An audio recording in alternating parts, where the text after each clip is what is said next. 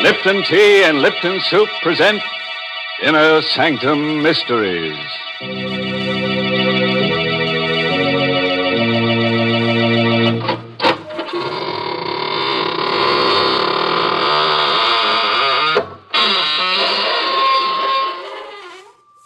Come on in, friends.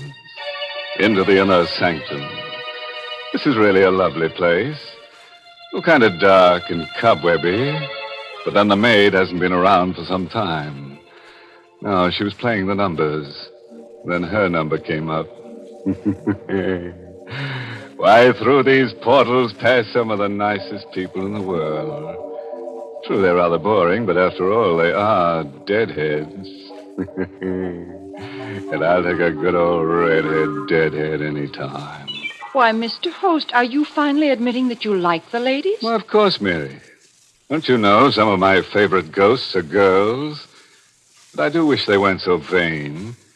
Why, I know one who has pleats in her shroud. Not only in the front, but in the back, too. Yes, just in case she should turn over in her grave.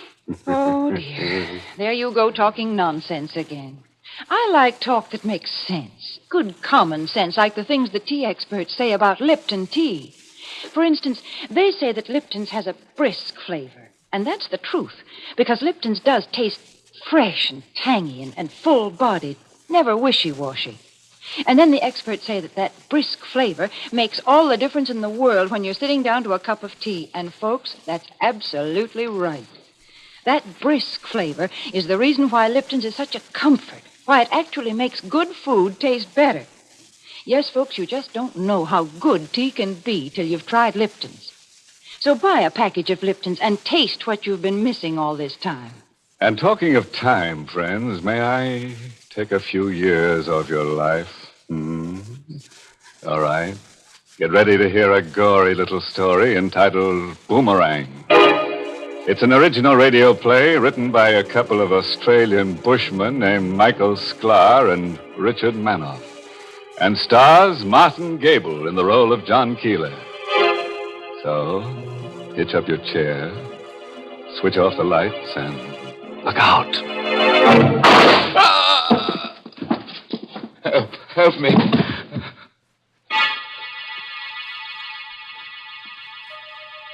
No one heard me. No one came. I lay there watching the blood ooze from the wound. My chest was on fire.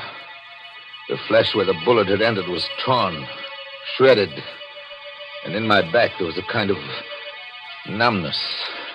I screamed, "Ah! Help! Help!" But no one answered. I was utterly alone, helpless, watching my life dripping drop by drop to the floor. Then the blackness closed in.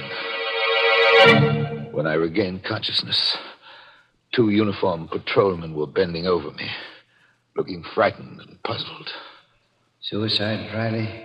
Either that or murder. Their voices seemed to come echoing over an aching void. I wanted to tell them how it had happened. I wanted to tell them about Bill Sloan and Helen and the airplane. I was frantic. I had to tell them. He's trying to say something, Riley. Poor guy. He can't talk. He's too far gone. I couldn't talk. I'd lost too much blood. My tongue was thick like cotton. My lips moved, but that was all. It was all shut up inside me. They would never know how it had happened. Riley, it looks to me like murder. Murder, yes, it was murder. And if only I could have spoken, I would have told them. About my nervous breakdown. About the sanitarium. That's where it began, back there in that plushy prison. I was locked up behind that big wall. And my wife and my partner, they had the chance to discover each other. And then when I came out, the doctor said I was cured. Their false solicitude. And all the while, suspicion was building up inside me. I was already suspicious that day. I caught them by surprise. I'd come directly home from my regular visit to the psychiatrist instead of returning to the office. Bill was there in the living room with Helen, my partner and my wife, laughing together. I closed the front door silently. The rugs muffled my footsteps. I entered the room suddenly, wanting to see their faces when they saw me. Oh, what, darling? Hello, Helen. Why, John, how did you happen to come home in mid-afternoon? Why aren't you at the office? I was thinking of asking you that question. Bill made some flimsy excuse, but I caught the look of guilt on his face. He was a bachelor, smooth with words, successful with women. And I was beginning to believe he had succeeded with my wife. Oh, I had evidence. There was the time a few nights later. Helen and I were going up to bed. As we passed the umbrella stand at the foot of the stairs, I noticed something. Helen, just a moment. This umbrella, it's Bill's. Oh, is it? Yes, it is. What's it doing here? Well, he must have forgotten it when he was over the other day. Take it down to the office in the morning, will you, darling? I made no reply. We continued up the stairs and went to bed. I waited until Helen was asleep, then crept out of bed and down the stairs. There was the umbrella. I reached out my hand, afraid to touch it, but I had to. The umbrella was still wet. It had rained that afternoon. I said nothing about it the next morning. Oh, I was suspicious enough. But I told myself I had to be absolutely sure. And then, that next night, it happened. Helen went out after dinner saying she had an appointment with her hairdresser. As the door closed behind her, I picked up the phone and dialed the number. Hello? Crescent Beauty Salon? Alberta, this is Mr. John Keeler. I'm calling for my wife to verify her appointment for this evening. Mrs. Keeler? But, monsieur, she has no appointment for this evening. Now, I was sure. Bill and Helen were together. I struggled to control my emotions. My head was whirling. I felt ill, weak. My heart was pounding in my chest. The room began to spin. First the floor lamp, then the chairs, finally the table, whirling around my head. I needed air. I forced myself out of my seat, stumbled across the floor to the window, and threw it open. The stars, too, were spinning, chasing each other in a mad race across the sky. I sucked the fresh air into my lungs, and slowly the stars resumed their normal positions. I drew my head back into the room, and then it struck me across the nostrils. Gas. The room was full of gas. Yes, I found one gas jet open in the kitchen stove. I fought against the logical conclusion, struggled against it all that night and into the next day. But I could no longer stand it by mid-afternoon. That open gas jet last night had been no accident. They were planning to have me put out of the way. Well, two could play at that game. I also could commit murder.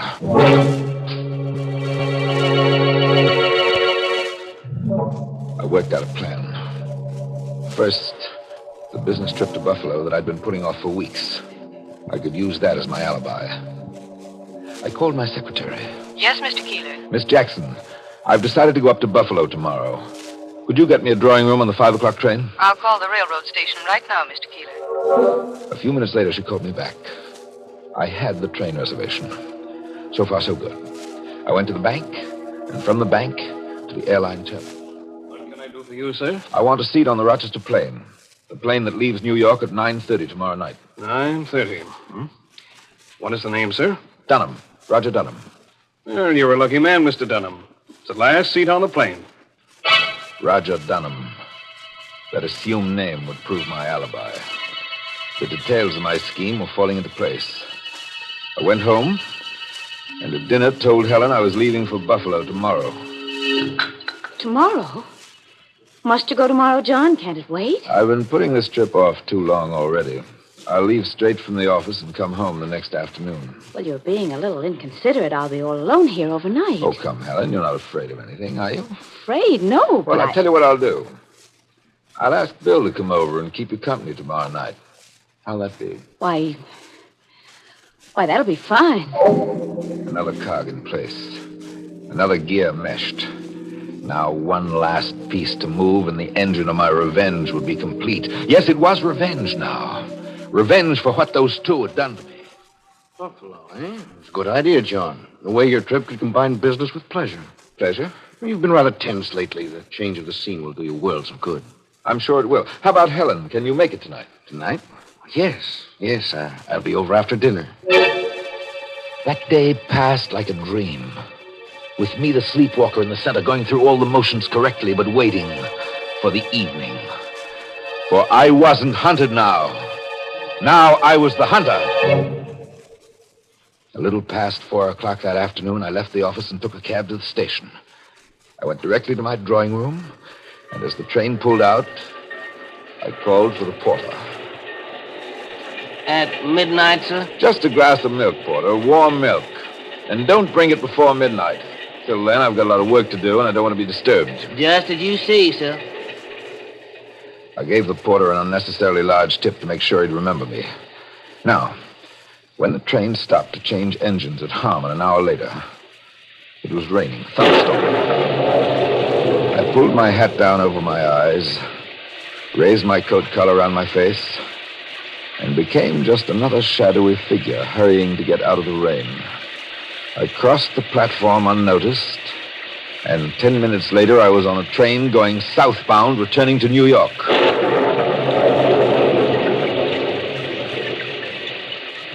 I picked up my car at the parking lot and drove out to my house on the cliff. Parking on a side road, I climbed up the hill on foot. By now the rain was coming down in sheets. Lightning split the sky and thunder crashed around me. I could see the light from my house perched at the edge of the cliff. Now, Bill's car was parked on the driveway, pointed downhill. Light came from the living room. I crept through the shrubbery to a window. There they were, Bill and Helen. My partner and my wife, sitting side by side on the divan.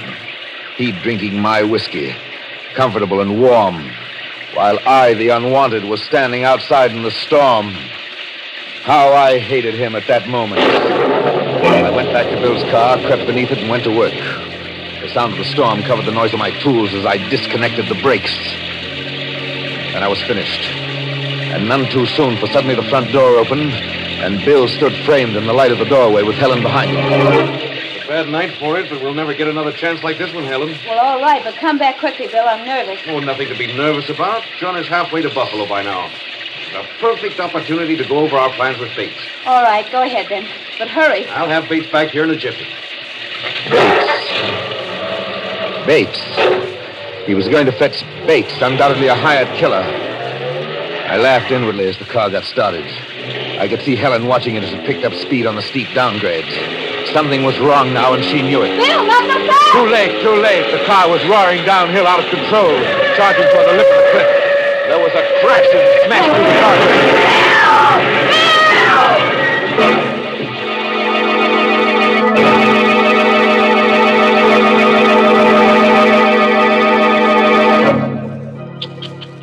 Oh, poor Bill. I always say, protect me from my friends, and I'll take care of my enemies. Such a nice guy, too. Who would have thought he'd go falling for a cliff? But there you are. There's no accounting for tastes. There's no accounting for the people in this story, that's what. Such terrible people. Oh, Mary, wait till you meet Bates. He's the boy. He's really going to make our characters dance. Yeah, he's going to put them in the groove. Or do I mean grave? You don't know what you mean. And it seems to me, Mr. Host, that life is complicated enough without your making it more so. Well, look at what I had to do yesterday. Clean the house, do the Monday wash, and cook 3 meals in the bargain. Yes, and you'd be surprised at the big help I got from Lipton tea. You see, when I had a moment to relax, I'd make myself a cup of Lipton's. Such an easy thing to do, and it did me a world of good. That brisk flavor makes Lipton such a cheering, satisfying drink. It really perks you up. It's never wishy-washy. Of course, I know that lots of folks serve Lipton tea at mealtimes and serve it to their guests, too. But, friends, you really should try helping yourself through the day with a good hot cup of brisk-flavored Lipton tea. Yes, treat yourself to Lipton's when you've got a moment to relax. Well, don't relax yet. First, let's go back to that tiff on the cliff where John Keeler has just killed his business partner. I'm just itching to know what's going to happen to his wife. She's standing by the shattered fence, peering down the side of the cliff into the darkness. And John, he's creeping up behind her. Look out, Helen. He's dead, Helen. Oh! It's a sheer drop of 400 feet to the bottom. John, I thought... John, you said you were going to Buffalo. I am going to Buffalo, Helen, after I finish my business here. Well, Bill, the car It was just... a pity about the brakes. They must have come disconnected. Disconnected? Accidents will happen, Helen. John, you killed him. You and Bill thought you had pulled the wool over my eyes. Well, I fooled you. Stay away from me. I'm going to throw you over the cliff. I'm going to send you to join your lover. You can't do this. Tomorrow they'll find your bodies. They'll think you were thrown clear of the car when it crashed. They'll call it an unfortunate accident. No, please, Careful, John. Helen, you're at the edge. There's nothing behind you. John, don't touch me, John!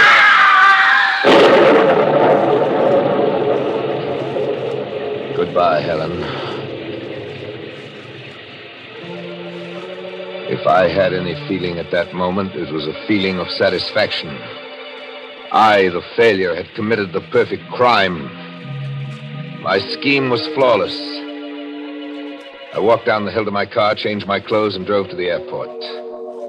As Roger Dunham, I boarded the plane for Rochester at 9:30 that night. Just as I'd planned it, we arrived at that city well ahead of my train. I was waiting when the long line of sleeping cars pulled in at the Rochester station platform. I boarded the train.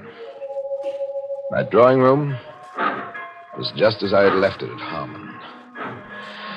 I sank down in a seat, removed my coat and shoes. I looked at my watch. It was midnight. Come in. Beg pardon, sir. It's midnight, sir. Oh, midnight? Really?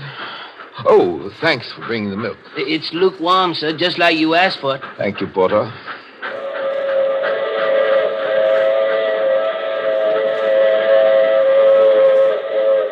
In Buffalo, I went to my usual hotel, checked in, went to sleep. Oddly enough, I slept well that night. A deep, dreamless sleep. In fact, I overslept. For when I wakened, it was broad daylight and the phone was ringing. I struggled out of bed, lifted the receiver. Hello.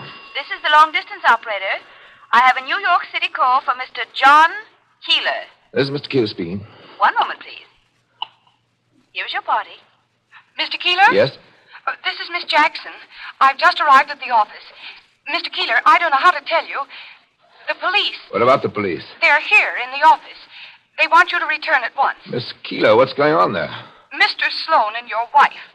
Both of them are dead, Mr. Keeler. Dead? Mr. Sloan's car went off the cliff near your house last night. The accident was discovered this morning. Accident? You say it was an accident? It must have been an accident, Mr. Keeler.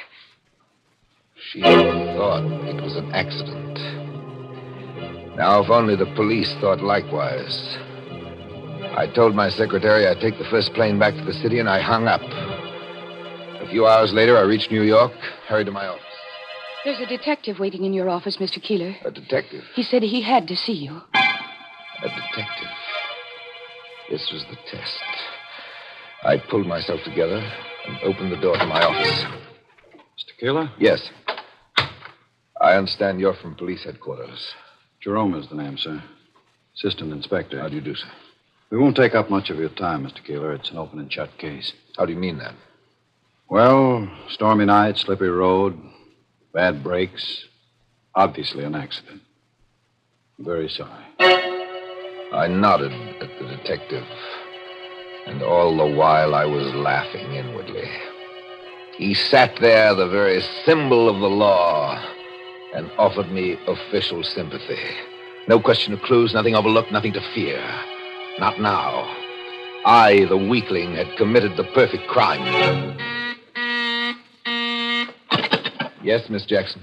Mr. Keeler, there's a man out here to see you. Send him away. He won't go. He says you don't know him, but it's extremely important. What's his name? His name is Bates, Mr. Keeler. William Bates. Bates. The hired killer. I told my secretary I'd see him. I went into the outer office. Bates was sitting on one of the chairs with an open briefcase on his lap. He was a big man, tough looking. I read the news in the morning paper, Mr. Keeler. Too bad. That was a tough break. Yes. Yes, was. I didn't know if I should go after you now, but... Well, after all, I'm a businessman. My time is money. I'm sure it is, but why tell me about it? You certainly don't expect me to pay you. Why not? They're your plans. My plans? Well, look at them. Here they are. Why, they've even got your name on them. I didn't know whether I could trust my ears. Whether I could believe my vision. Bates drew a roll of architectural drawings out of his briefcase and shoved them at me. Look at them. There it is in your partner's handwriting. Plans for the new Keeler house. Who are you? I told you. My name is Bates. I'm a building contractor. Your partner and your wife insisted that the whole job had to be done in secret. In secret? They said something about you having just come out of a sanitarium. They wanted the whole thing to be a big surprise. My mind was reeling. The secret meetings that led me to suspect Bill and Helen. Those meetings were to go over the plans for a house. My house and Helen's. I had killed my best friend and my wife. Inspector Jerome, I want to confess. I killed them. I killed them. Killed them? Killed who? Don't look at me like that. You know who I'm talking about. My partner and my wife. I killed them last night.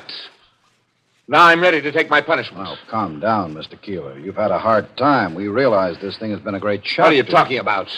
The homicide squad doesn't jump to hasty conclusions, Mr. Keeler. We've made a thorough checkup on your background. What's my background got to do with it? Well, we know you spent 3 months in a sanatorium recuperating from a nervous collapse. Now, on top of that, this unfortunate accident. It wasn't an accident. I killed them. We checked every movement you made since you left the office yesterday. Then you must know. We know you took the 5 o'clock train to Buffalo. The porter on your Pullman had no trouble recalling you. Why, he even told us how he brought you a glass of milk at midnight. You were a good 200 miles away from New York when the accident happened. The detective went away, shaking his head. Sympathetically. My mind was in a turmoil.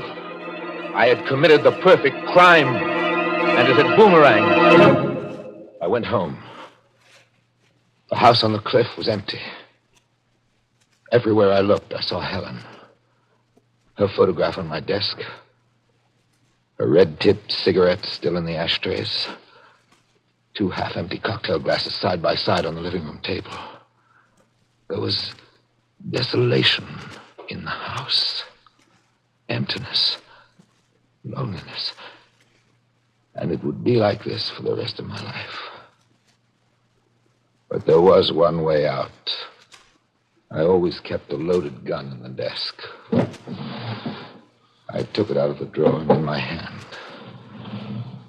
Here was my punishment. This time I couldn't fail. I placed the gun against my chest and pulled the trigger.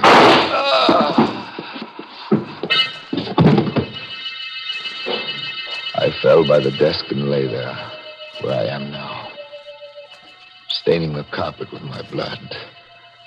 I was dying, and I was glad of it. And then I remembered the plane reservation to Rochester. I could tell the police when they came, and they could check that, and they would know that I was guilty. But they came too late. They bent over me. I tried to tell them. I tried. Riley, he's trying to say something. Yeah, poor guy.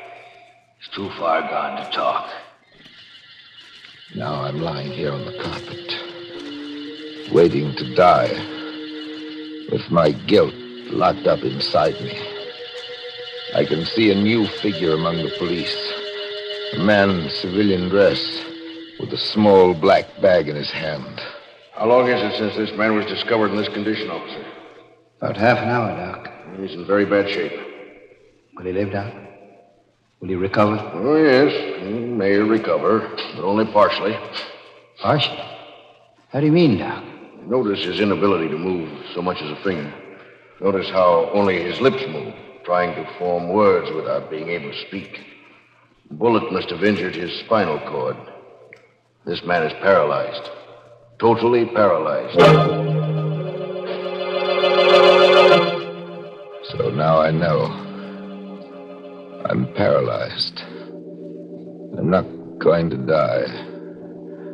And yet I can see the policemen moving carefully about the room. And I hear them speaking softly as one speaks in the presence of the dead. So I've failed again. For the last time.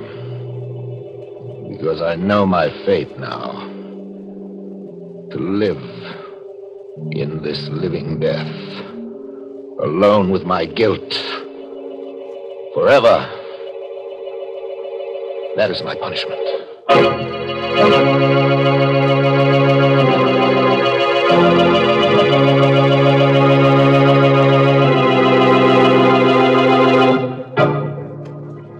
Poor old John Keeler. Who would have thought his spinal cord could have tied him up in knots? Not so nice for John, He started out as a Keeler, tried to be a Keeler dealer, but got all wound up. Mr. Host, let's forget about that awful story, because there's something really important I'd like to talk about. The makers of Lipton tea and Lipton soup want me to remind all you folks of a debt that must be paid to our servicemen. A debt that can be paid in part by buying and continuing to buy victory bonds. You know, I think the best reason for buying bonds was given many, many years ago by one of the great statesmen of all time, by Abraham Lincoln, when he said, "Let us strive to finish the work we are in, to bind up the nation's wounds, to care for him who shall have borne the battle, and for his widow and his orphan, to do all which may achieve and cherish a just and lasting peace among ourselves and with all nations." Yes, folks, that's just what we're helping to do when we invest in victory bonds. So keep on buying all that you can, won't you?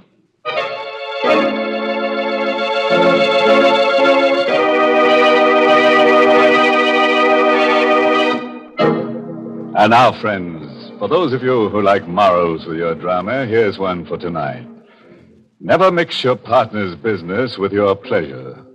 For if you do, he may consider it a pleasure to give you the business. By the way, this month's Inner Sanctum mystery novel is Devil in the Bush by Matthew Head. Yes, and next week's Inner Sanctum story, directed by Hyman Brown and brought to you by Lipton Tea and Lipton Soup. Next week's story is about a genius, a photographer who believes that death can be beautiful. So he only takes pictures of people who are in the throes of dying. It's enough to make your camera shudder. And naturally, he has to arrange his models, arrange to have them die. So next Tuesday, bring along the kiddies, and we'll make it a nice family picture. And now it's time to close the squeaking door. So, good night. Pleasant dreams.